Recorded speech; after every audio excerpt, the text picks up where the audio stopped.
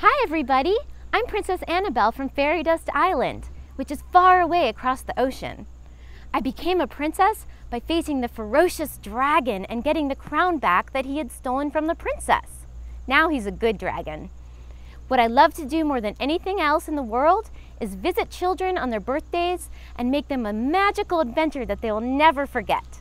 We start off with a magic carpet ride to Fairy Dust Island, and then we land in an enchanted kingdom where we'll dance and sing and play games, and maybe even get your face painted if it's okay with your parents. We'll see a little magic, and maybe even a royal singing performance by a princess. We will also turn you all into princesses and heroes, because being a princess is really about being beautiful on the inside and being respectful and helping out. And being a hero is also about protecting others and helping out and being respectful. So for more information, please visit me at www.fairydustisland.com.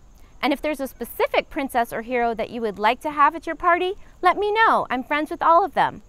I hope to see you soon, everybody. Bye!